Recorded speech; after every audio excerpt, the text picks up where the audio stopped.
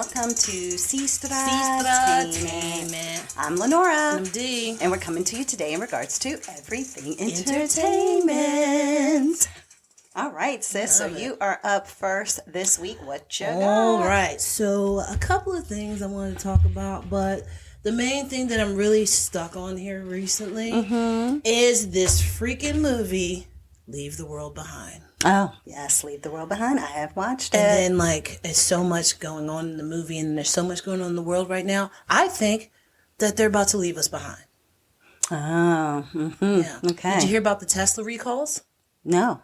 Yeah, 2 million. Are being recalled. Why? For automatic pilot mode issues. That was shown in the movie. In the freaking movie. Why were there just random deer everywhere all over the world? Now? People were just like, I'm at the Statue of Liberty, and there's deer out here. What?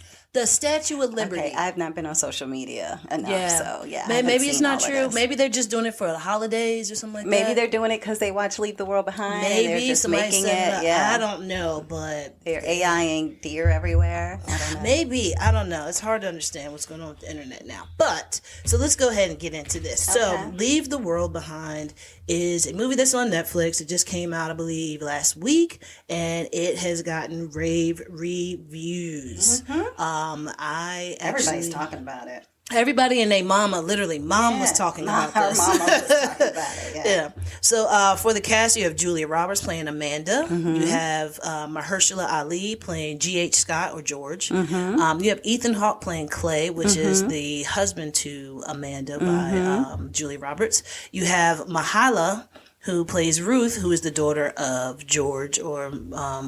what's his name? Mahershala Ali. You have this little girl that I don't know, but her face just seems like somebody that you would see every day. Really? Yeah, she seems like a little girl, regular little girl. Everyday little girl. Yeah, she doesn't look like one of those little girls Hollywood that's on actresses. Yes, yeah, she just Lindsay looks Lohan looked when she was younger. She just looked like they were just like, hey. You look regular and you can act. Come on, do this movie. Do this. Okay, yeah, that's a good point. And that's Farrah McKenzie. She plays Rose, who is the daughter of Ethan Hawke and Julia Roberts' character. And then her brother is Charlie Evans. He goes by Archie in the movie. Now, some other people that are in it. Kevin Bacon is in it. I don't know if there's anybody else really that people would know. No, probably not. But mainly Kevin Bacon. All right. So, now I'll give you the cast. I will let you know. Some weird things happen in this movie. It's not a horror movie. It's more of like a suspense thriller, I guess is what you would call it. So, what it is a family of 4.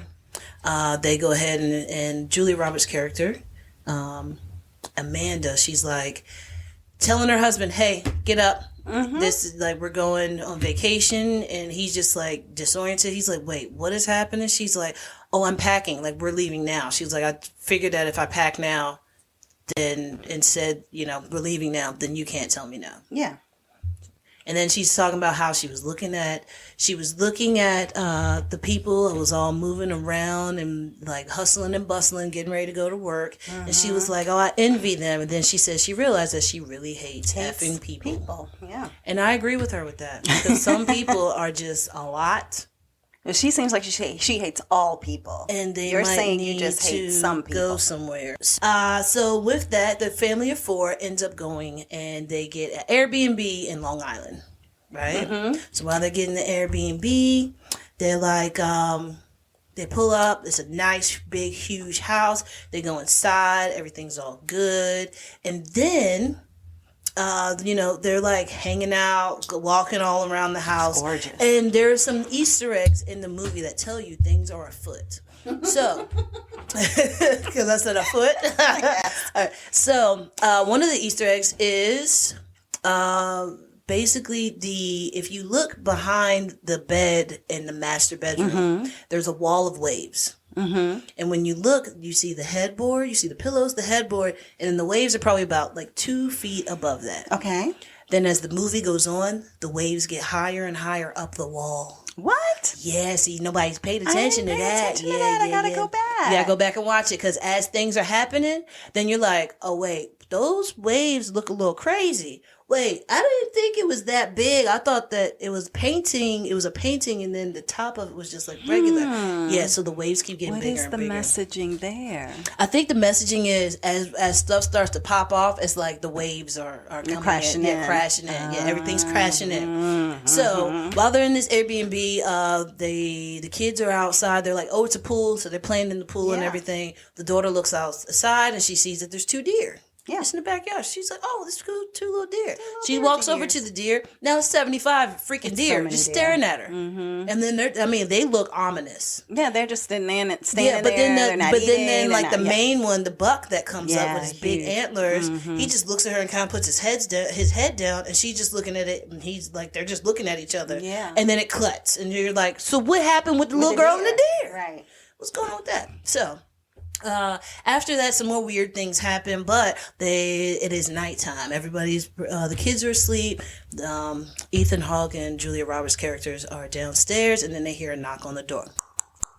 They was like, what is that? Are you expecting company? And they were like, no. Then she was like, get a bat. He was like, how am I going to get a bat? We're renting a house.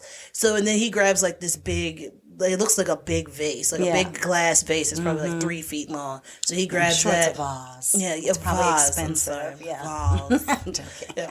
So he grabs that. He's like, you know what? Grab your phone. So she has her phone. They go to the door. And it's Mahershala Ali, who goes by the name George or GH, and then his daughter Ruth, who is Mahala. So they're standing there just like, hey, sorry to do this to you all, but I've been talking to you online. I'm GH, and his daughter's like, he's George. He's like, oh yeah, on the emails, I am George, blah, blah, blah, blah. And he just, little small talk about like, yo, I'm sorry that you didn't recognize my voice, but if we were talking on the phone, you would recognize it. He was like, so that's why I hate technology. And he starts going on stuff like that. So then they're standing outside and they're just like, look, there was a blackout. We decided like we were going to the symphony because of the fact that he's like on the board or something like that. He's on the board of the symphony, the New York Orchestra, whatever the thing is called. So, they're telling about that. Ethan Hawke is just like, oh yeah, no problem. I got you, man. Come on in. Right, and, but the thing is that what you didn't say is they own the home. Oh yeah. So they are the owners of the home. So that's why he's like, you've been talking to me and all of that because he owns the home. And they are thinking Julia Roberts is hilarious. Julia Roberts is Karen in this movie. I swear. She was like, so you're on the board at the symphony? Yeah, the symphony. And you own this home? Yeah. A black man with this much. She was money, like, where's the car? There's no car. They could have just walked up the driveway. He's like, you could just and her husband's like, why do you think that they would just want to come here? Like, of all random places, right? And then he's like, definitely more trusting. Like than she is. So like he's telling so as they get inside the house, George is telling Amanda like, hey, look, what I can do is like we have nowhere to go. Can we stay here? And she's like, wait, so you want us to leave? It's the middle of the night. My kids are asleep. He said, I ain't say none of that. He just said, can we stay here? I'll give you a refund. And the husband's like, hey, baby, look, it's a refund. And he did offer, we'll stay in the basement. We won't even stay in the house. Which the and daughter she was like, they're strangers, blah, blah, blah. You're staying in a stranger's home. Right. Okay? If the stranger from the home comes in, she's like, can I see your ID? He's like, I don't have it. I left it in my jacket at the symphony. Then she has all these other questions. And he's like, I'll give you some money. In all honesty, you don't know even yourself watching it whether or not all of this is legit. So as a watcher, you don't know if all this is legit. So but she still comes across as a Karen. But then also he's just like, you know what, I'll give you money. He goes over to his liquor cabinet that has like a drawer and he has his keys and he's just like, oh, my wife told me I should have labeled the keys for times like this, blah, blah, blah. Yeah. And then they look at each other what's his name? Clay and Amanda look at each other.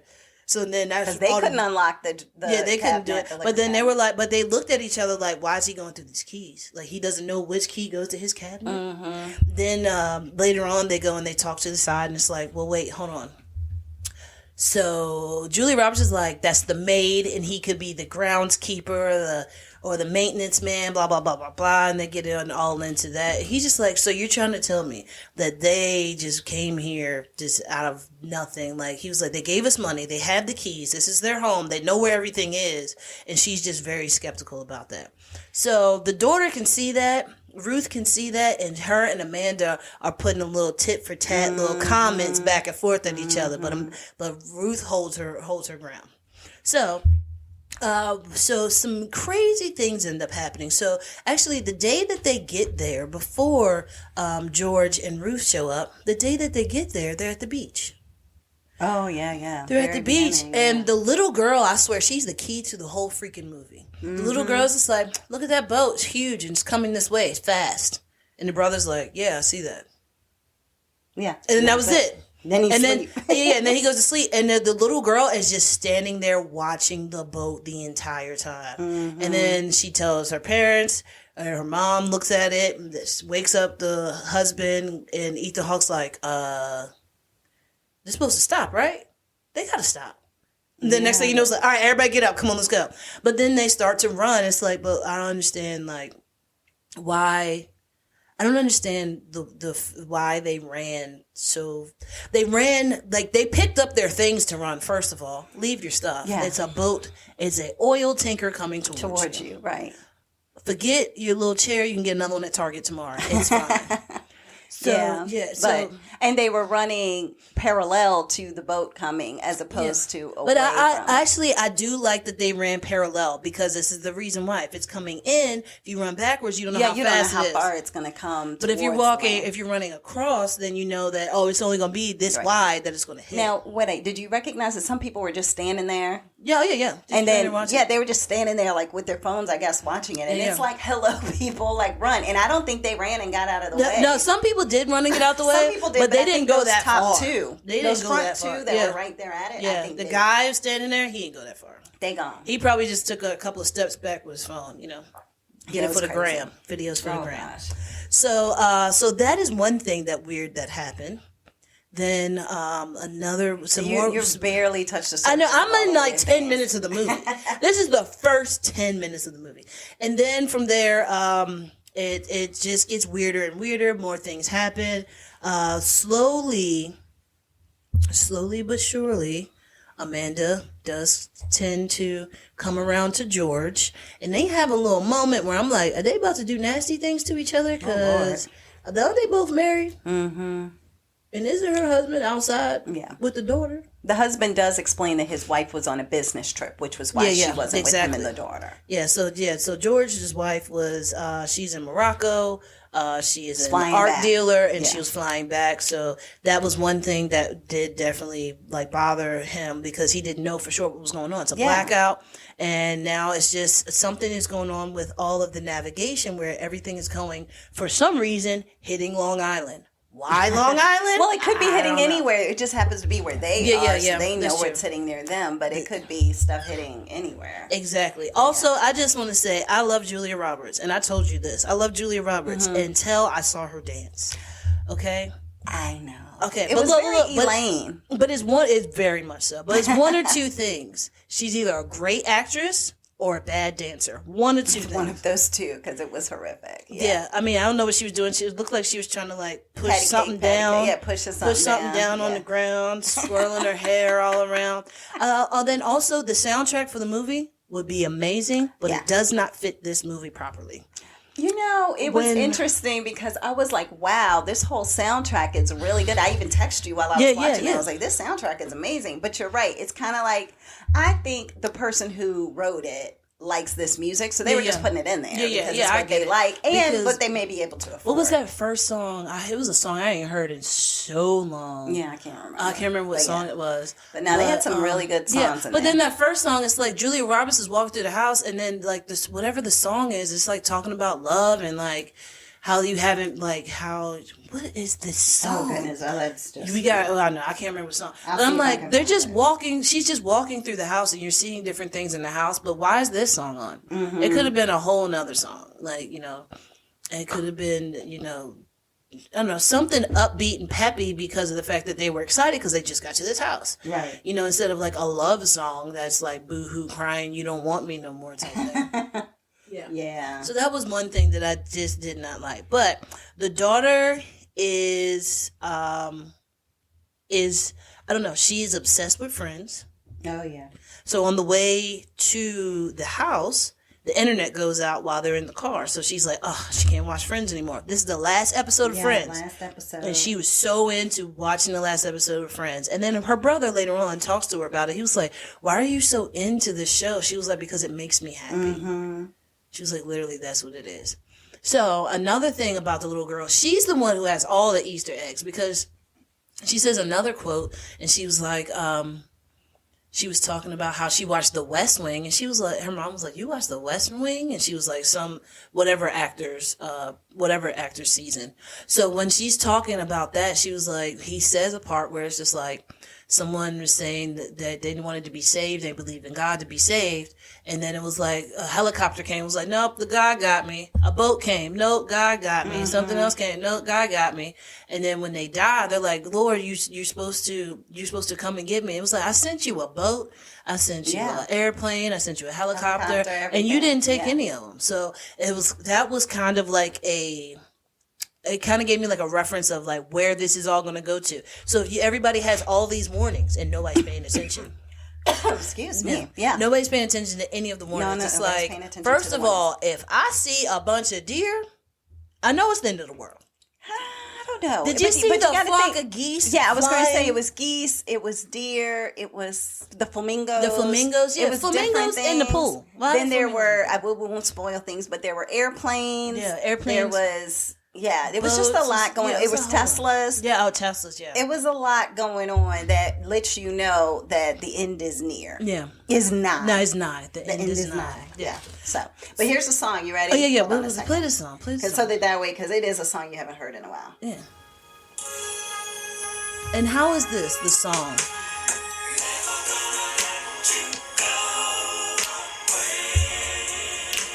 Oh, baby. Belong to me.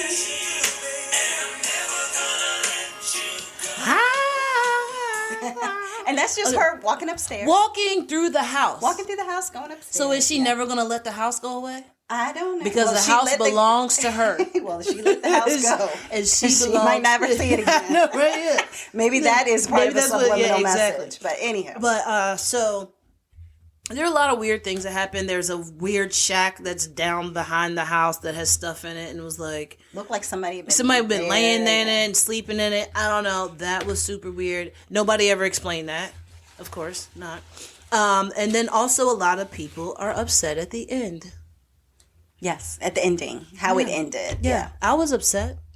I was happy, but upset. Yeah, I think I had heard that people didn't like the ending by the time I watched it, so I wasn't that surprised by the ending. Yeah. I'll just put it being very Sopranos. Okay, yeah, okay. Very Sopranos. Okay, let's just leave it at that. It that. Reminds me of Pulp Fiction. You open the box, you open the briefcase, you see the gold, you see the gold light shining in your face. What's in that briefcase? We don't know. The world may never know. We'll never know. We'll never know. We don't know. So long now. We don't Quentin know. Tarantino ain't never tell nobody. He might not know. He don't know. Yeah. He just said, "I just wanted to put gold in the box." Yeah, he just said, "I wanted to have a nice yellow light." Bright light right in Samuel L. Jackson and John Travolta's face. Yes. Alrighty. So, but another thing is with this movie is that the little girl was talking about the last episode and stuff like that, and her brother was like asking her more questions, and she said, no one cares what I say. She said, what'd she say?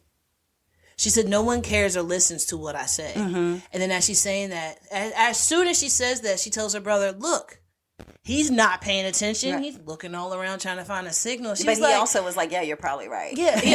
And then she was like, can you just listen to me? Yeah. And he's like, yeah, what? And then the deer's gone. She's like, because she was trying to show him the deer. She was like, we should go to this house. He's like, nope, I'm hungry. Let's go to the house. Let's go home. Yeah. So then it was like, okay, so what's going on with this home? What's going on with this house? It's definitely a movie you could probably watch more than once. Oh, you have to watch it multiple times. So you got to watch the movie just to watch it. Then the Easter eggs. Yeah. And then You have to YouTube so that you can hear what other people say and how they break it all down. So, exactly. So there is a point where the Teslas end up doing some crazy things. Mm-hmm. And me and you had talked about this before. It was like, well, it's like rich people in the movie.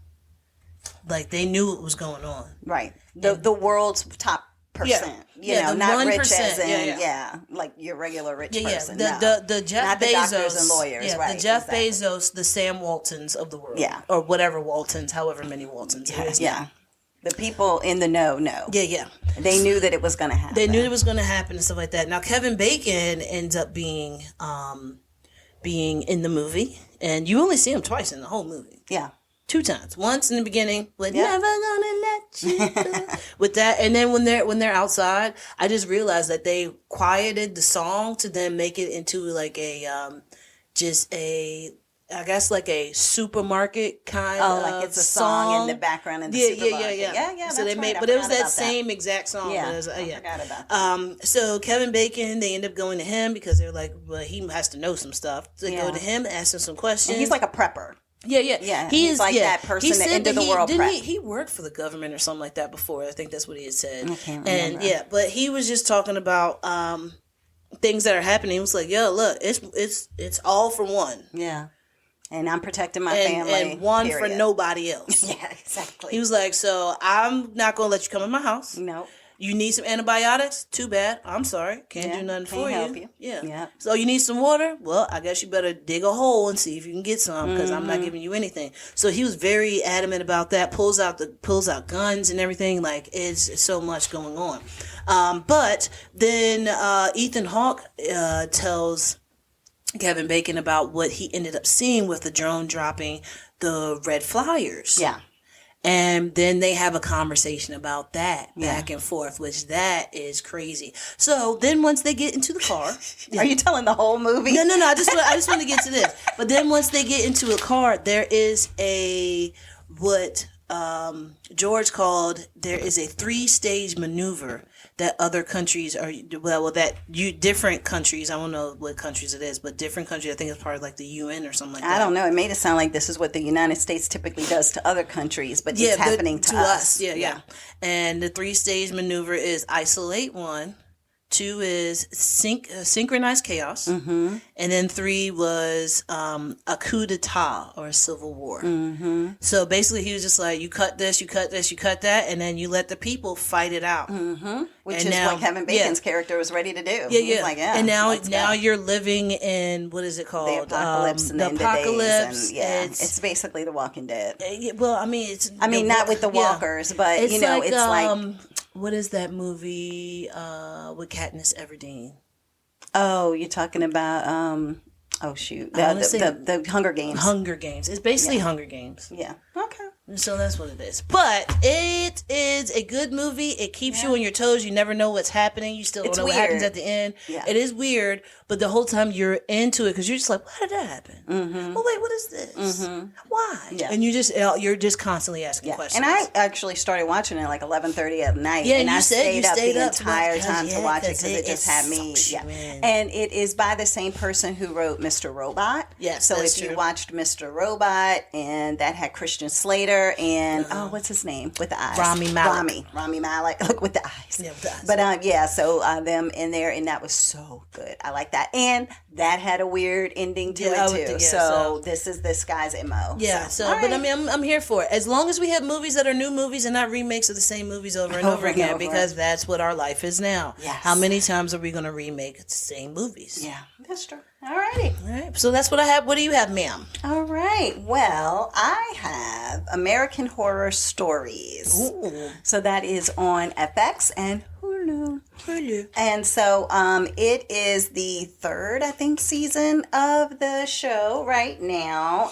All of the episodes have dropped, and it's only 4, so it's not, overly, it's not going to take up hours and hours and hours of your time. But it is hour-long episodes, and it goes with, of course, American Horror Story, but this is the stories, plural, with each episode is something different. So we've talked about this in the past, but with the new season, I figured I would go ahead and cover that. And so they had 4 different episodes with 4 different titles to them. So the first one was Besties. The second one is Daphne. The third one is Tapeworm. And the fourth one is Oregon. And so I was just figuring I would just briefly go over them, maybe pique your interest and curiosity. I will say that the horror stories genre, because I don't like horror movies, like I'm not going to go see some Poltergeist or The Nun or anything like that. Like I'm not a horror person. But I like the horror stories because it's more so about like a realistic horrible thing that could happen as opposed to jump scares and just it's kind of like it's kind of similar to like a Black Mirror type episode right thing. Exactly. It's very Black Mirror as opposed to true. It's like it's a horrific things happen, but it's not necessarily a horror movie of slashing and gashing and all that kind of stuff. Sometimes it can be in there, but for the most part, because the American Horror Stories, like 1984 was all about blood. The entire like the whole season. I feel like everybody died, but I was there for it, and it didn't feel as scary, quote unquote. It was more suspenseful. It's suspense thriller. That's it. It's not scary. It should be American thriller stories. All right. So, I know, right? American thriller stories. So, for Bestie is about a girl who's getting picked on in school, and she finds a new best friend online. Oh, yeah. So, have you watched any of these? Watched them. Oh, you watched all of them? Okay. So, that is I watched 2 of them. Okay, so that is what Bestie is about, and it goes into influence. That's the easiest way to describe it. So, how can you be influenced by people that you've never met in person, but you've met online, and you being a person who really yearns for friendship and companionship and things of that nature, and the things that you do to try to gain that. So that's what that one's about. Then you have Daphne. So Daphne is about a future where there's a pandemic, but this pandemic causes people's hearts to explode and them to go blind. So therefore, I didn't even watch that one. Oh, really? No, I didn't watch that one. So this one, it's like there's a person, I can't think of his name from Veep. He was kind of the dark-haired guy that was always with Julia Louis-Dreyfus and kind of a jerk. But anyway, so he's the main character in this. And so for the most part, he has this machine that a friend drops off, and it's just like a glass machine. I did watch someone. It was a glass machine, and her name was Daphne, so it's like a personal assistant. Yeah, that's what it is. And so basically what happens is that he starts, realizing that this personal assistant, because she's connected to everything in his life through the internet, she actually can do so many more things for him than his real world assistant. And oh, by the way, you're in a pandemic, your real world assistant doesn't really want to be physically around you because she's afraid her heart's going to explode or she'll go blind. Reed Scott is his name. Reed Scott, thank you.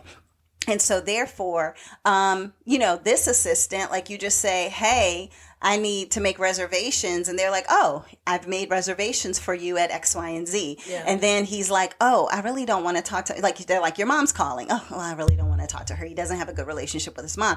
And she was like, oh, I can take care of that. So she answers. Yeah. She talks to him talks to the mom in his voice. And it's like, I'll call you every other day, Mom. And he's like, no, don't promise that. And then when he hangs up, when she hangs up, she's like, no, I'll call her on your behalf and I'll talk to her, and that'll start to, and he was like, whoa, like nobody can do that. It's so amazing that she can do all of that. So this personal assistant, let's just say she gets a little too personal, and therefore it creates havoc in this man's life. So that is Daphne. And then you have Tapeworm. And so Tapeworm is about a girl on the cusp of being a supermodel, and she is told that she's too fat as a size 4. So that's something. And so what ends up happening is that she goes to very unique measures in order to try to get skinny, which, I mean, it's called tapeworm. So it's basically, you know, she takes a tapeworm. And so you're like, all right, well, what does that do to you? And the doctor who gives it to her is basically like, look, you have to, you're going to want to eat a lot. You're going to want to be ravenous, you know, with food. However, you have to manage it and maintain it. Otherwise, the tapeworm's going to get too big and out of control before we can take it out. So, and then I'll give you something that you can take that should kill it and flush it out of your system, so to speak.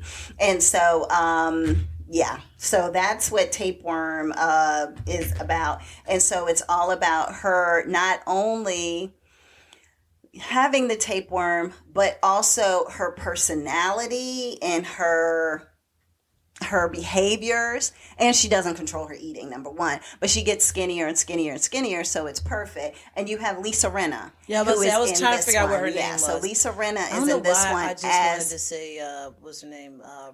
Leah Remini. Yeah, that's what I was getting ready to say that too. Yeah, because it's like the L and the R. Yeah. But Lisa Rinna is in this one, and she is like the agency that the girl is trying to get a job at. She is the person who runs it. I'm gonna need her to calm down. Who, Leah Remini? Yes. I mean, not Leah Remini, Lisa. Lisa Rinna. Why? Because her lips are bigger than mine. Oh, her lips have always, though, been huge. She used to be on soap operas. When she was on soap operas, it was not that big. It wasn't this big, but that's because she's gotten so used to the big that she had since the 90s that now, because everybody's doing bigger, she's like, oh, I need to get bigger because my lips were not. Yeah, she was Billy. I remember her being Billy on Days of Our Lives. So anyway, but so that is what that one's about. And the girl just trying to be the prettiest and the skinniest and all of that. And if anybody doesn't agree, she goes bananas. And then the last one is Organ, and it's about a male chauvinist who uses women and discards them after one night stands. He's like, whatever. However, one day he wakes up and a woman has used him for his organs. Oh, she cut him out. I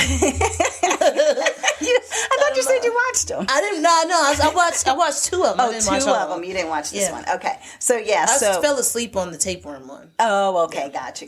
Yeah, that one has some interestingness towards it, and that is a little horrific.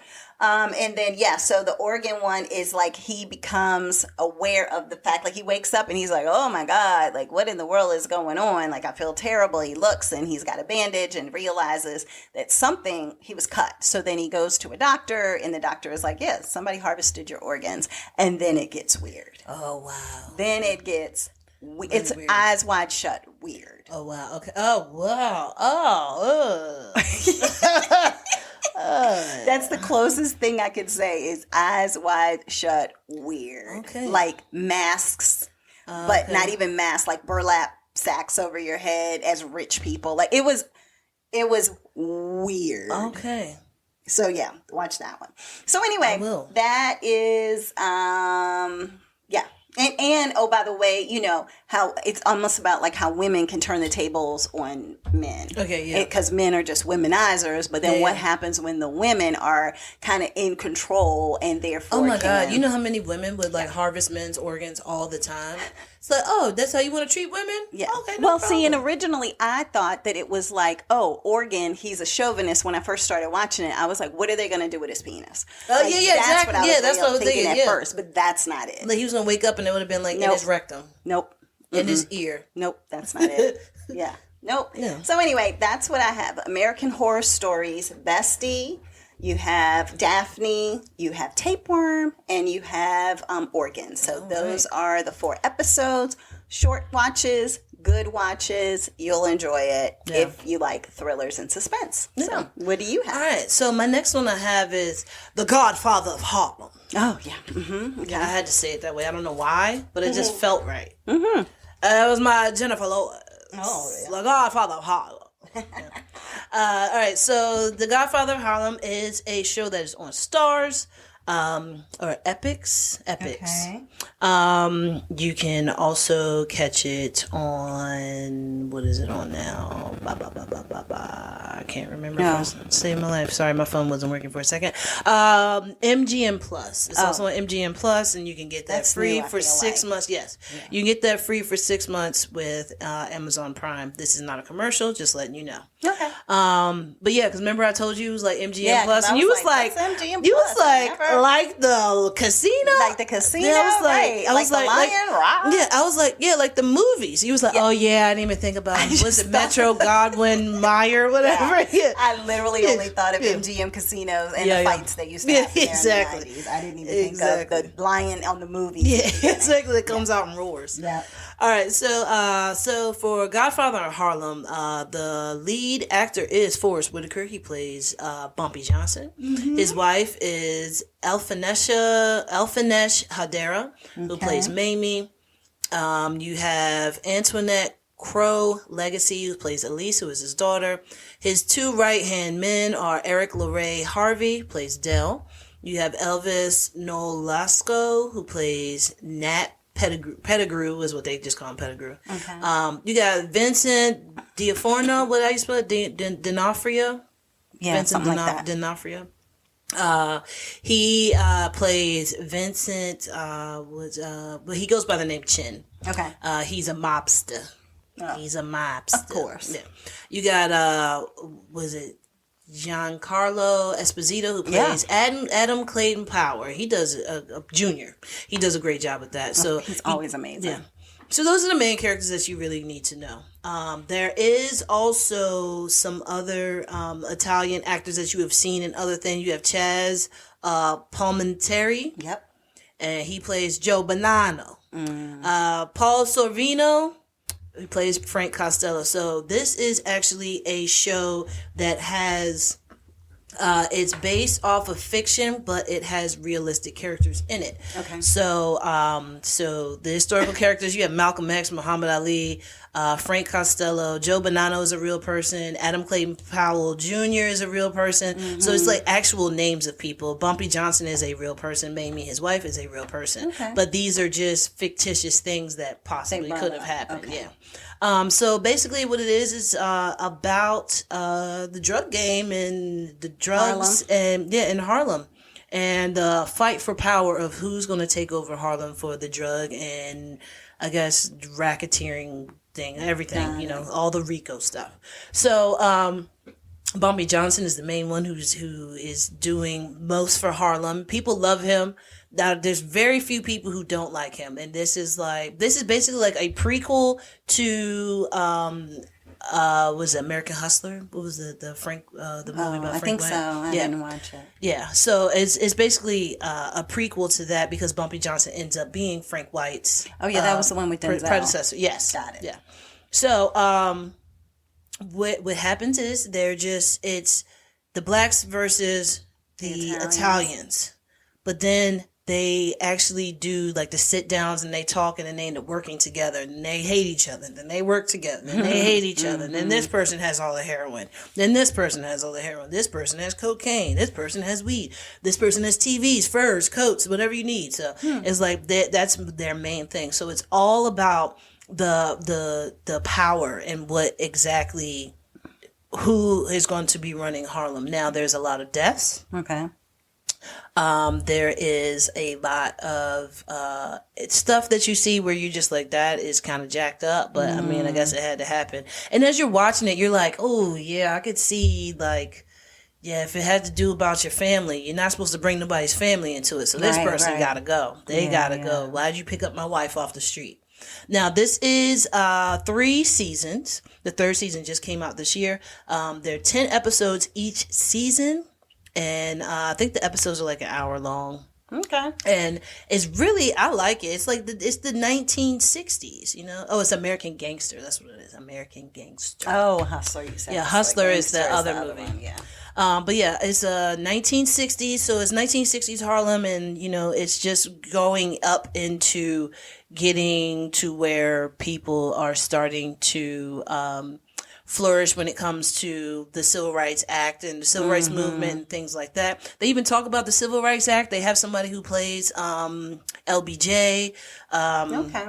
Yeah, they have people who have played JFK, but you don't really see him. He's kind of like once, and you see him, you don't see him. But you do see different people that are actual historical figures in this show. Now, it does have some stuff where you're just like, I could see a politician doing that. Like, they make Adam Clayton Powell Jr.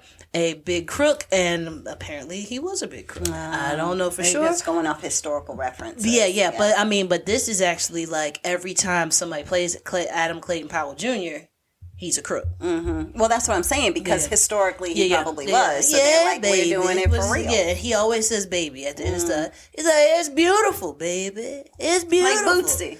It's black and beautiful, baby. I love my complexion. And like, that's literally one of his speeches was like, yeah, I love being colored.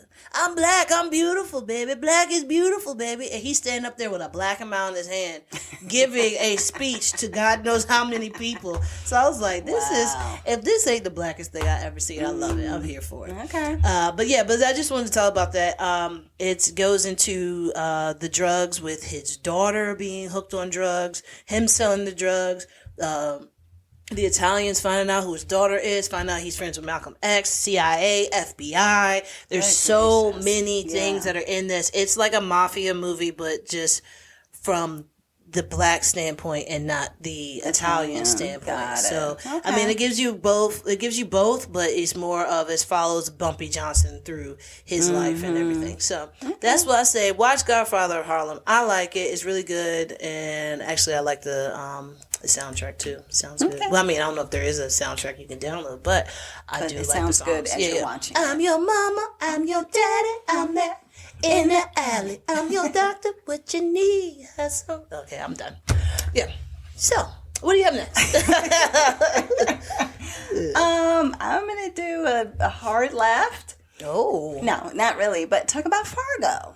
Oh, Fargo, the show on Hulu, season 5, the show. Yeah, not the movie. Shout out to Mikey P, who just watched Fargo the movie last night. What? Shout out to Mikey P. Yeah. Shout out. The Fargo, the movie was amazing. Yeah. All the seasons I've really enjoyed too. Some of them are a little weird. All of them are weird. Yeah, all of them are weird. And they all start with that thing of, like, this is a story of a true events.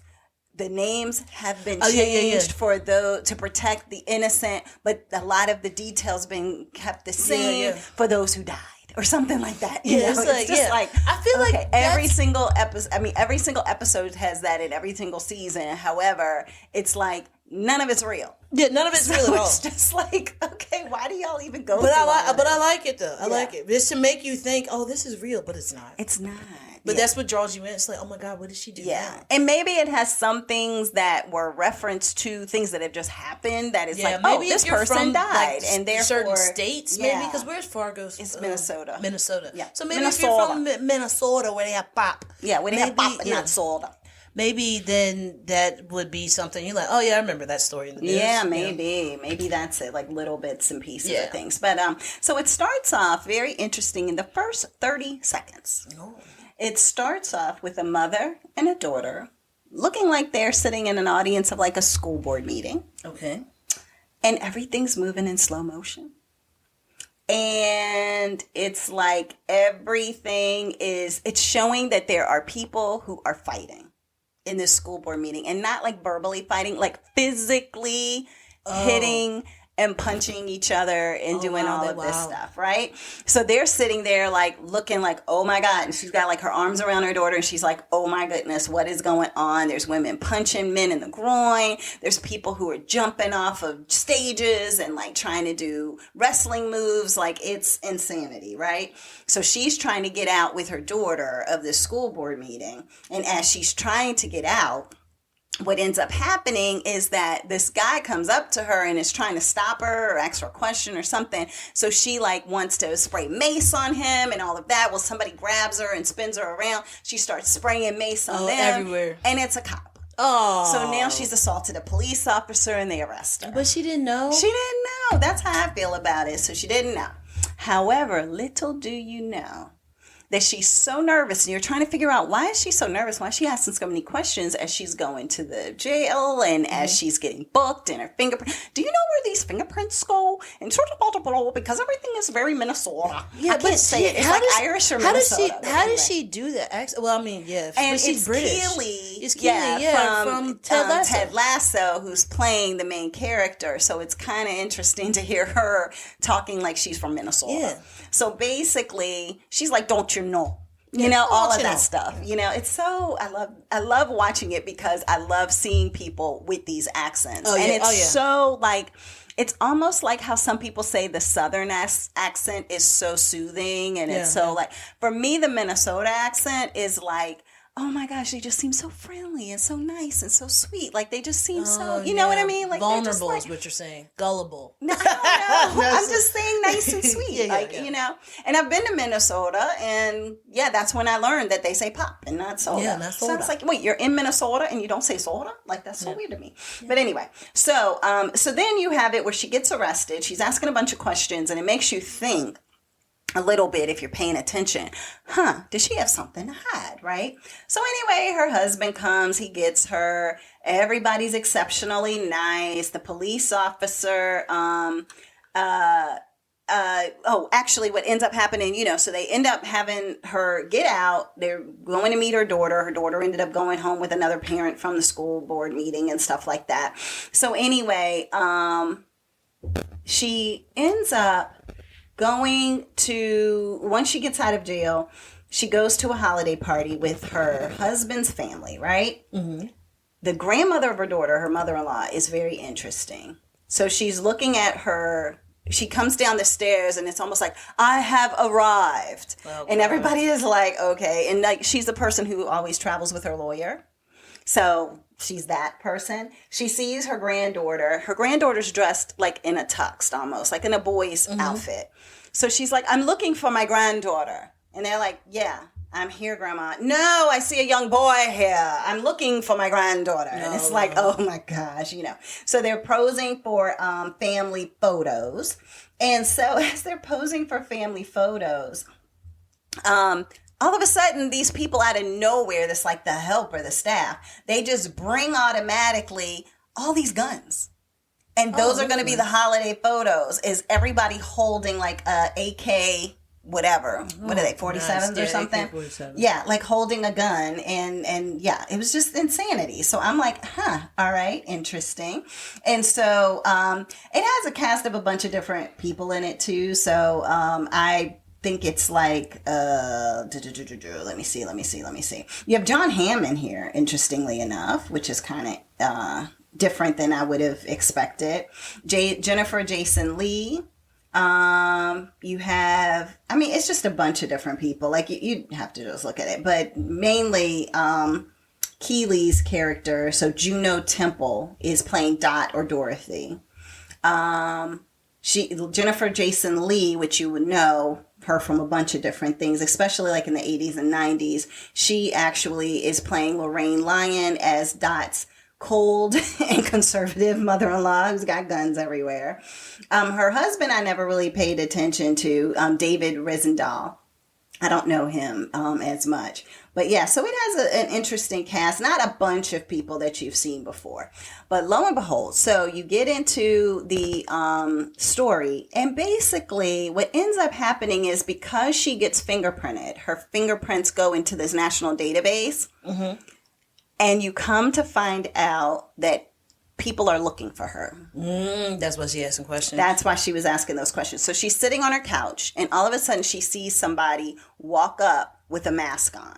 Like burlap sack looking. I guess that's the word of the day, burlap. But basically, somebody who comes up with this mask on, and some of them had like faces on it, and some of them had, it was just weird. So it was like 3 or 4 people who just showed up at her house, and they're like trying to break in, and she's just knitting, watching TV. And all of a sudden, you see the yarn from the knit going up the stairs. Like, why? And you're thinking to yourself, why in the world would a woman take the yarn with her, like setting a line of cookie trail or, breadcrumbs right to where she's hiding. Like, that doesn't even make any sense. So by the time they get in, they just follow that all the way upstairs.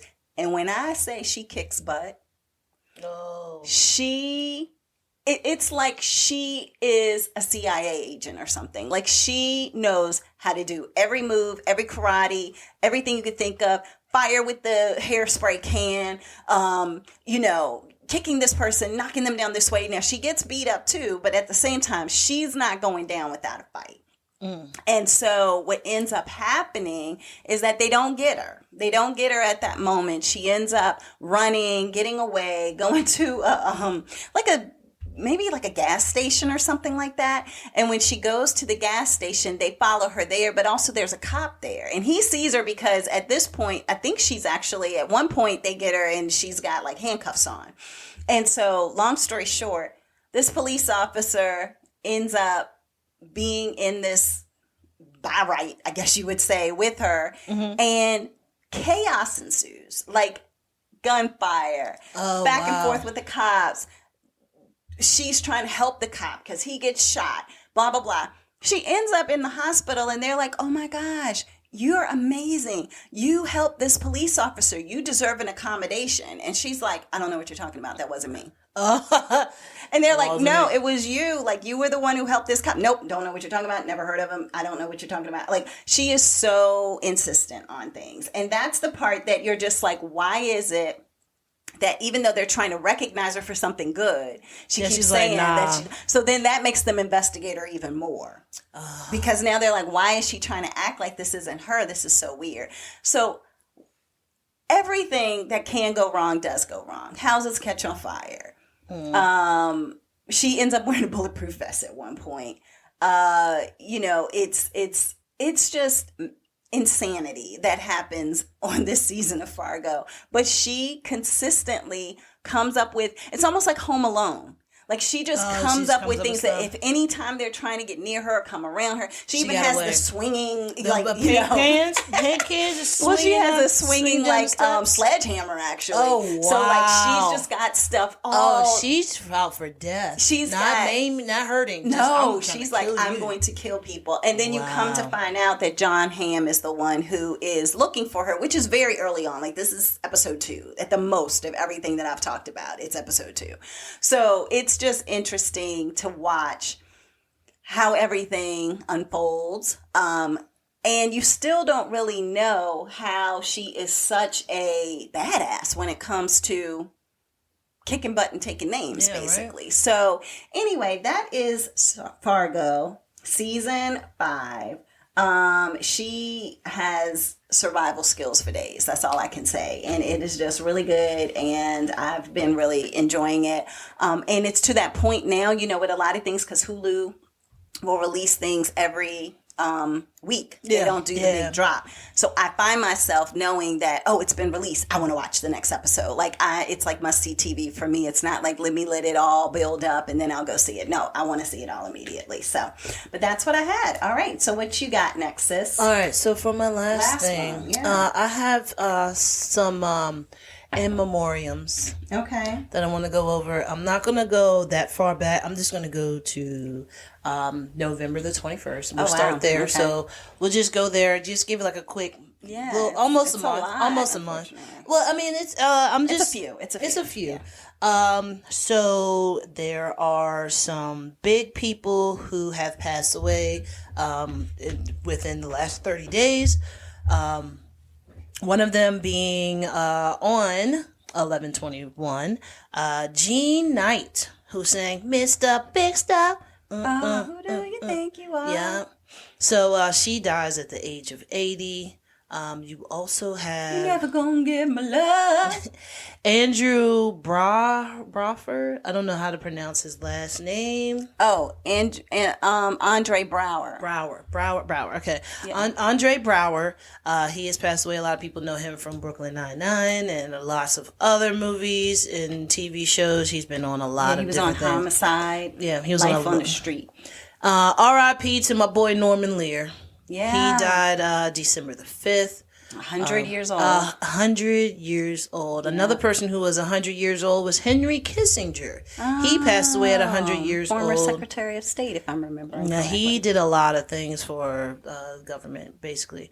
Sandra Day O'Connor, she passed away on the 1st. Okay, yep. Mm-hmm. And she was 93. Oh, Norman Lear was 101. Oh, he had turned 101. He had turned 101 in July. Kissinger was 100 and turned 100 in May. Okay. Sandra Day O'Connor was 93. Mm-hmm. Frances Sternhagen, or Hagen. A lot of people know her. She is an actress. I don't know exactly all the things that she's been on, but she's been on a lot of different things. She was on The Closer. The Closer, yes. You were just watching it the other day? I was just watching it the other. That's why I knew it, because I was just watching it, and she was Deputy Brenda Lee Johnson's mother. Brenda Lee Johnson. Yeah, so if you ever watch The Closer, because her father would talk like that, really? And then her mother was just so nice and sweet. So anyway, I'm sorry to hear that. Yeah, and then the former First Lady Rosalind Carter also passed away, and I love how her grandson said in his statement, "Thank you, First Lady Michelle Obama, First Lady Dr. Jill Biden, and Barbara Bush. First Lady Barbara Bush and Hillary Clinton." He was like, "And thank you all for being here, and to your beautiful husbands, thank you for being here as well." Like, trying to flip the script, being like, the guys are usually the ones that's like, President such and such, President such and such, thank you very much. But he's thinking the and wives. To the beautiful wives that you have. But it was like, we're thinking the wives. Because it's all first ladies. Exactly. Too, but then also, I think these first ladies actually made an impact on the United States, and they all came together to do different things for the U.S. instead of just being the little lady in the side. Just being that little first lady who just, holds something and waves. And well, I mean, they all had a platform. Yeah, they all had, and I guess a message for them too. Whether it was eating, but before them, and I don't even know. I guess it's Jackie O. Like after that, then everybody just started to like step up and do their things. I guess. I don't know. I think it was Lady Bird. Lady Bird. That's what it was. Lady Bird. Yeah. Mm-hmm. And they just started stepping up and doing their own things. Yeah. So I think that was awesome how they did all of that, but. Just wanted to give an RIP to all of these amazing people who did make an impact on our lives, whether it be through TV, music, or even the government. Yeah. So I just wanted to go through that. You got anything quick that you want to talk about, sis? No, actually, I had the two RIPs that you had. Well, I had two of the RIPs, which was and Andre Braugher and Norman Lear. So you covered those. I'm kind of sad about Norman Lear. Yeah, but I mean, he's an icon. Who's going to be okay, we have so many shows that are remakes of the same show. Who's going to be the next Norman Lear to make the shows that actually make a difference, to cross the boundaries and to step on people's toes, but step on the right toes to make a difference. Right, step on it in a way. We need more Norman Lears. Yeah, and it's not.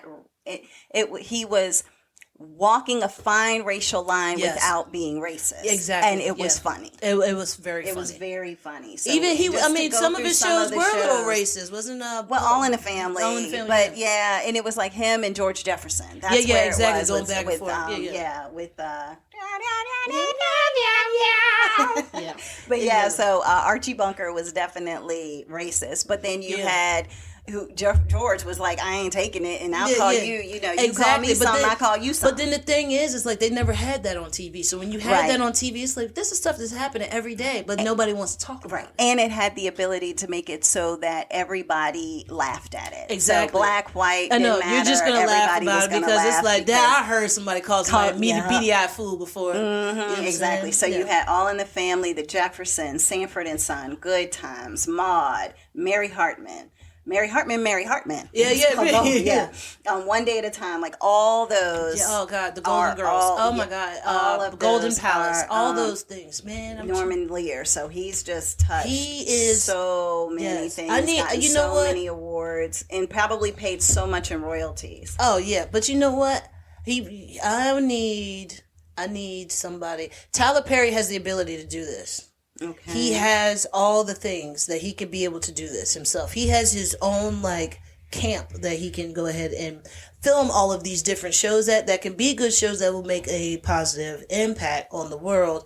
Something that's not just going to be drama, but something that's actually going to be heartfelt and like something that's going to make people want to watch it, not to watch the drama or anything unfold, but just be like, yo, this is funny, this is quirky, this is like good. It actually gives a message, something like that. So he definitely, has that. Maybe. You heard it here first. Tyler Perry's going to be the new Norman Lear.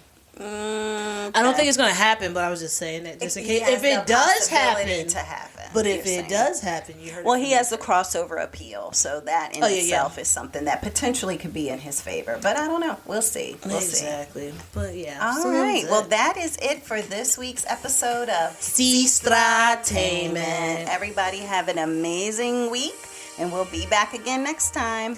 Bye.